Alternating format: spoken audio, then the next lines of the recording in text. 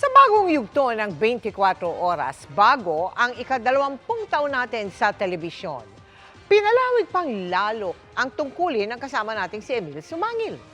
Opisyal na siyang haligi ng balitaan sa prime time. Hindi lang bilang anchor, kundi bilang kapuso action man. Nakatutok si Jonathan Andal. Mula sa mga krimen Nililikas po sila ngayon. hanggang sa mga sakuna, Tatagal ang napakasungit na panahon. pati na sa gyera, Dahil po sa digmaan, walang inaatrasan si Emil Sumangil. At ngayon, mas malaki na ang kanyang misyon at mas palalawakin pa ang kanyang paglilingkod sa bayan. Mga kapuso, opisyal na siyang magiging ikatlong anchor ng 24 oras ngayong araw. Mr. Emil Sumangil.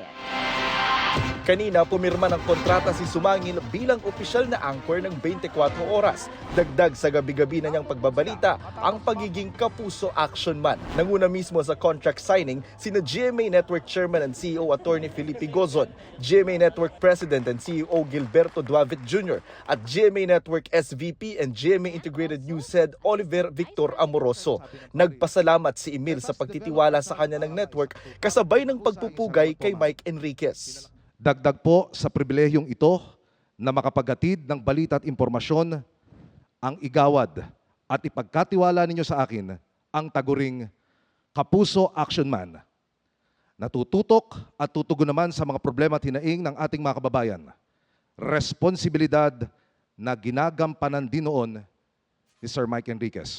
Gagawin ko po ang nararapat upang mapunan ang kanyang naiwan at maipagpatuloy ang paghatid ng serbisyo sa mga Filipino. Binati rin si Sumangil ng kanyang mga co-anchor na sina Vicky Morales at Mel Chanco. Alam mo ba, pati si Mike Enriquez, noon madalas ka namin pinag-uusapan at sinasabi namin sa isa't isa, pang 24 oras ang galing mo. Masaya siya na ikaw ang humahalili ngayon sa kanyang pwesto na kanyang talagang pinagsikapan. Dinala ka rito, Emil, ng iyong tapang, husay na hinubog at pinatibay na ng panahon at pusong may malasakit sa kapwa. Mahigit 2 dekada na sa industriya si Sumangil na bago humarap sa kamera ay naging production assistant, researcher, writer, segment producer at iba pa. Mga gampaning humubog sa kanya para maging award-winning journalist. Nakita natin that he went through all the stages, the steps. Homegrown siya, and a source of great happiness and pride for all of us. Not only was Emil more than 20 years na sa atin, he has proven his worth. At ang tingin ko naman, may personal opinion, talagang magaling na hindi lamang reporter, anchor ng news at public affairs program. Sinabi ko nga, he more than deserves the appointment at malayo pa ang kanyang mararating dito sa trabaho. Para sa GMA Integrated News, Jonathan Andal, nakatutok 24 oras.